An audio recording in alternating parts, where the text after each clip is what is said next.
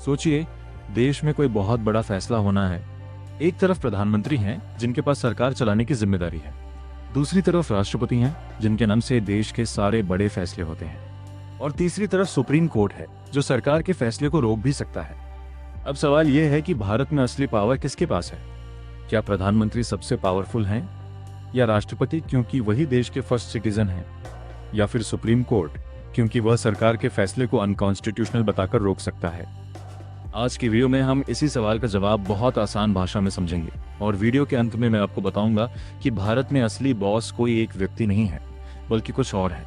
तो वीडियो को अंत तक जरूर देखिए, क्योंकि आखिरी में पूरा पावर स्ट्रक्चर आपके दिमाग में क्लियर हो जाएगा। भारत में आमतौर पर लोग मानते हैं कि प्रधानमंत्री ही सबसे पावरफुल व्यक्ति होता है, और प्रैक्टिकल पॉलिटिक्स में ये बात काफी हद तक सही भी लगती है, क्योंकि प्रधानमंत्री सरकार का चेहरा होते हैं, कैबिनेट को लीड करते हैं, नीतियां बनती हैं तो उनकी लीडरशिप में बनती हैं। Budget, foreign policy, defence, national security, schemes, बड़े बड़े डिसीजंस, इन सब में प्रधानमंत्री की बहुत बड़ी भूमिका होती है। लेकिन यहाँ एक जरूरी बात समझिए, प्रधानमंत्री अकेले देश नहीं चलाते। भारत में सिस्टम है पार्लियामेंट्री डेमोक्रेसी का, यानी जनता सीधे प्रधानमंत्री को इलेक्ट नहीं करती, जनता सांसदों को इलेक्ट करती है। फिर जिस पार्टी या अलायंस को लोकसभा में मेजॉरिटी मिलती है, उसका लीडर प्रधानमंत्री बनता है। मतलब प्रधानमंत्री की असली ताकत कहां से आती है? लोकसभा की मेजॉरिटी से। अगर प्रधानमंत्री के पास मेजॉरिटी है तो वह बहुत पावरफुल है, लेकिन अगर मेजॉरिटी चली गई तो प्रधानमंत्री की पावर भी चली जाती है। यानी प्रधानमंत्री पावरफुल है, लेकिन उनकी पावर का सोर्स जनता और पार्लियामेंट है। अब यहाँ एक इंटरेस्टिंग सवाल आता है, अगर प्रधानमंत्री इतना पावरफुल है तो क्या वह जो चाहे कर सकता है? नहीं, प्रधानमंत्री कॉन्स्टिट्यूशन के बाहर जाकर काम नहीं कर सकता, पार्लियामेंट के बाहर जाकर कानून नहीं बना सकता, सुप्रीम कोर्ट के ऑर्डर्स को इग्नोर नहीं कर सकता, और अगर लोकसभा में मेजॉरिटी लूज हो जाए तो कुर्सी भी बचा नहीं सकता। यानी पीएम पावरफुल जरूर है, लेकिन अनलिमिटेड पावरफुल नहीं है। अब आते हैं राष्ट्रपति पर। भारत के राष्ट्रपति देश के हेड ऑफ स्टेट होते हैं। उन्हें भारत का फर्स्ट सिटीजन कहा जाता है। कॉन्स्टिट्यूशन में यूनियन की एग्जीक्यूटिव पावर प्रेसिडेंट में वेस्ट होती है, यानी टेक्निकली बड़े फैसले राष्ट्रपति के नाम से होते हैं। अब यह सुनकर कई लोग सोचते हैं कि फिर असली पावर राष्ट्रपति के पास हुई, लेकिन यहाँ सबसे बड़ा ट्विस्ट है।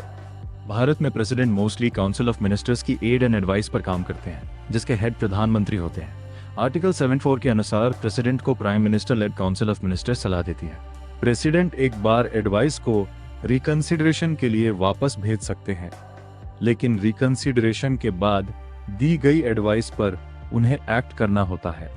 सरल भाषा में समझिए, मान लीजिए सरकार ने कोई डिसीजन लिया, वह डिसीजन प्रेसिडेंट के पास गया, प्रेसिडेंट को डाउट है, तो प्रेसिडेंट कह सकते हैं इस पर दोबारा विचार कीजिए।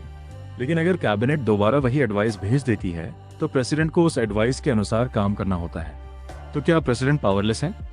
नहीं, बिल्कुल नहीं। प्रेसिडेंट के पास कुछ इंपॉर्टेंट पावर्स और रोल्स होते हैं। जैसे जब इलेक्शन के बाद कोई क्लियर मेजॉरिटी नहीं होती, तब प्रेसिडेंट तय करते हैं कि किसे गवर्नमेंट बनाने के लिए बुलाया जाए। प्रेसिडेंट बिल्स पर असेंट देते हैं। प्रेसिडेंट ऑर्डिनेंस जारी कर सकते हैं, लेकिन यह भी काउंसिल ऑफ मिनिस्टर्स की एडवाइस पर होता है। प्रेसिडेंट आर्म्ड फोर्सेस के सुप्रीम कमांडर होते हैं। प्रेसिडेंट इमरजेंसी प्रोक्लेमेशन में भी रोल निभाते हैं, लेकिन यहाँ भी कैबिनेट की एडवाइस जरूरी होती है। तो प्रेसिडेंट की पावर सिंबॉलिक भी है और कॉन्स्टिट्यूशनल भी, लेकिन डेली गवर्नमेंट चलाने की रियल पॉलिटिकल पावर प्रधानमंत्री और काउंसिल ऑफ मिनिस्टर्स के पास रहती है। एक लाइन में समझिए, प्रेसिडेंट भारत के कॉन्स्टिट्यूशनल हेड हैं, प्राइम मिनिस्टर भारत की इलेक्टेड गवर्नमेंट के रियल एग्जीक्यूटिव लीडर हैं। अब आते हैं सुप्रीम कोर्ट पर। सुप्रीम कोर्ट न इलेक्शन लड़ता है, न बजट बनाता है, न स्कीम्स लॉन्च करता है। फिर भी सुप्रीम कोर्ट इतना पावरफुल क्यों माना जाता है? क्योंकि सुप्रीम कोर्ट कॉन्स्टिट्यूशन का गार्डियन है। अगर पार्लियामेंट कोई लॉ बनाती है और वह कॉन्स्टिट्यूशन के खिलाफ है, तो सुप्रीम कोर्ट उसे स्ट्राइक डाउन कर सकता है। अगर गवर्नमेंट कोई एक्शन लेती है और वह फंडामेंटल राइट्स को वायलेट